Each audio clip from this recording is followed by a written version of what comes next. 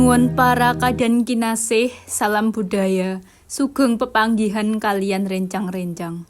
Samangke kula kelompok 6 badhe ngaturaken cariyos asisirah mawar abang. Anggitanipun kelompok 6 kelas 12 MIPA sekawan. Monggo sugeng midhangetaken. Rina yaiku pelukis kang anyar wae ngerampungake lukisan anyare. Lukisan iku duwe irah-irahan mawar abang. Lan nggambarake cah wadon ayu nggawa mawar abang ing tangane. Rina duwe rencana kanggo numuti pemeran kagungan lan ngedol lukisan iku karo rega dhuwur. Nanging ana kang aneh karo lukisan iku. Saben wengi lukisan iku obah dadi getihen lan nimbulake swara tangisan. Sapa kang ana ing walik lukisan iku lan apa kang dheweke karepake? Simak ceritane jero drama iki. Adegan 1, omah Rina. Rina lagi nyawangi lukisan mawar abang ing balene karo bunga. Rani koncone teka marani Rina. Halo Rin, aku teko kanggo weruh lukisanmu kang tembunge apik banget iku. Hai Rani, ayo mlebu. Lukisanku ana ing kene. Wow, lukisanmu pancen keren Rin. Wadon ing lukisan iku ayu banget lan maware uga endah. Kue lukis dhewe. Tamtu wae, aku pancen jago melukis ya. Kue pancen hebat Rin, nanging sapa wadon ing lukisan iku? Apa dheweke modelmu? Dudu, aku ora ngerti sapa dheweke. Aku melukise saka imajinasiku wae. Aku terinspirasi dening cerita horor kang tau sing tak waca. Ceritane ngenani cah wadon kang dipateni dening kekasihe amarga cemburu.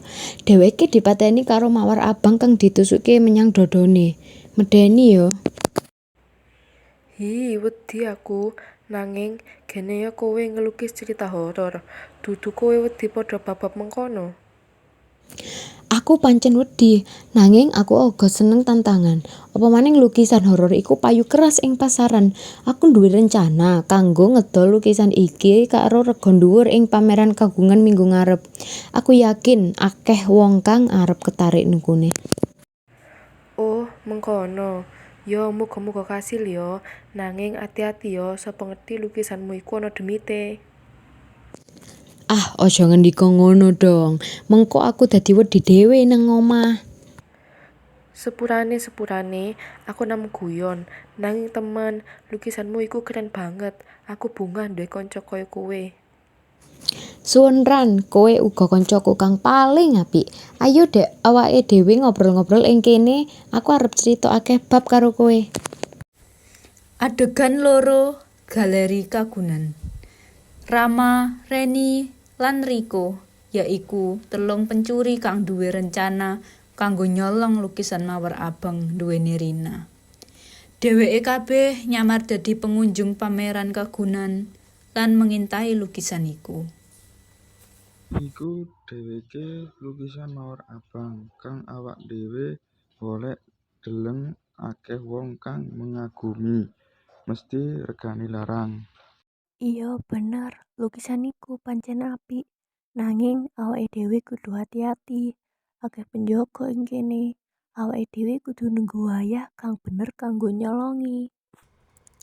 Tenang wae, aku wis duwe rencana. Awake dhewe arep nyolong lukisan iku. Wektu pameran rampung, aku wis nyiapke mobil ing njaba.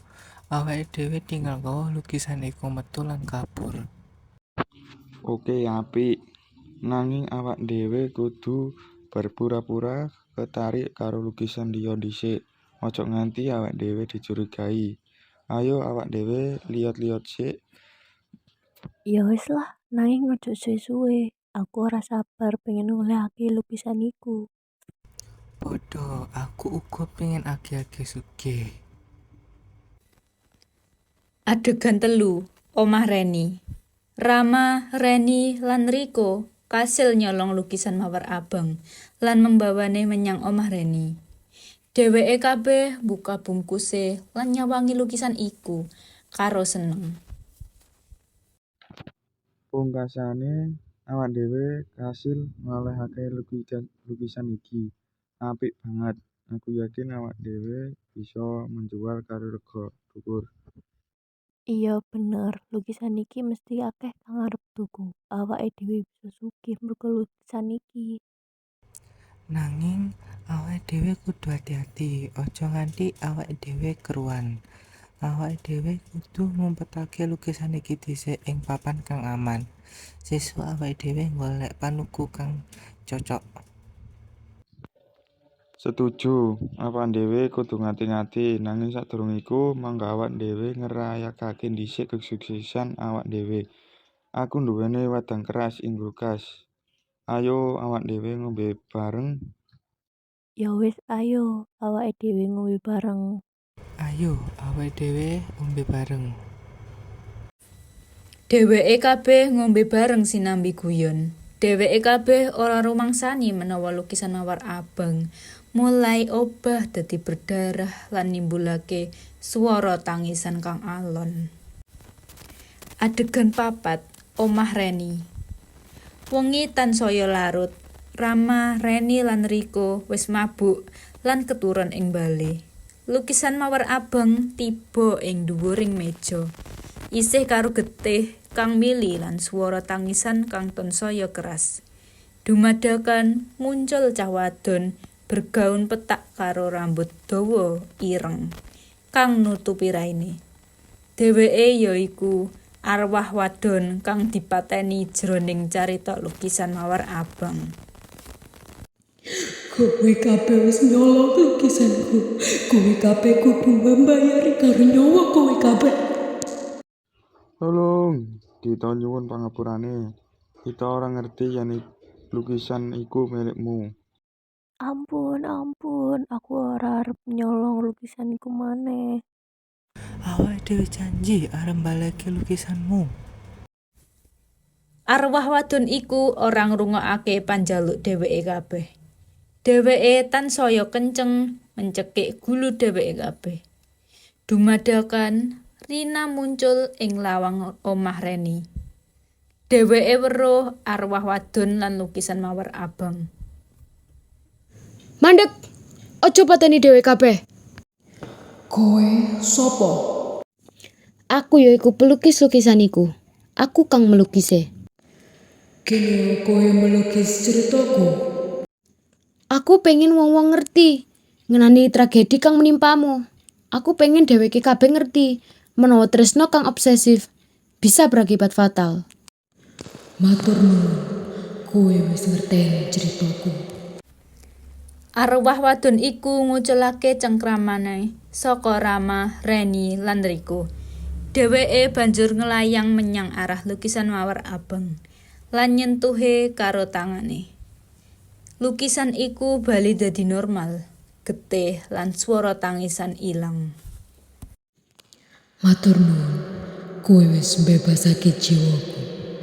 Aku bisa lunga karo tenang saiki. Pangapura aku arwah wadon. Aku ora ngerti yen lukisan iku arep membawamu bali menyang masa kepungkur. Matur nuwun Rin, kowe wis nyametaken urip kita. Pangapura kowe kabeh uga. Aku ora bermaksud nggawe kowe kabeh wedi. Kita ora wedi, kita malah bersyukur amarga kowe wis mbuka bipot kita. Kita ora arep nyolong maneh. Kita arep dadi wong kang luwih apik. Kita arep tansah ngelengi wulangan iki. Aku seneng krungune. Ayo awak dhewe resiki resuh iki. Rama, Reni lan Riko ngrewangi Rina ngresiki omah. Dheweke kabeh banjur pisah karo raos persahabatan kang anyar. Lukisan mawar abang wis mulang akeh bab marang Rina, Rama, Reni lan Riko.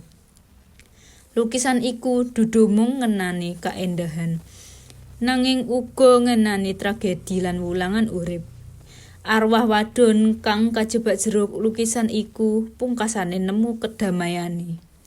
Lan Rina nemu makna ing walik karyane. Tresno kang obsesif bisa berakibat fatal. Awake dhewe kudu sinau kanggo nresnani karo cara kang sehat lan ora posesif. Mekaten wau atur pasukatan Sandiwara Radio Basa Jawi. Asisirah mawar abang. Anggetanipun kelompok 6 kelas 12 MIPA sekawan.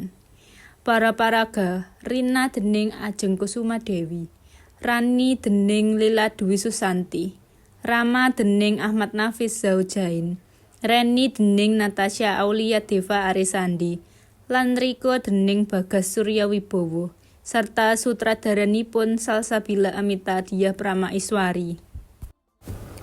Matur sembah nuwun awet kawigatosan panjenengan.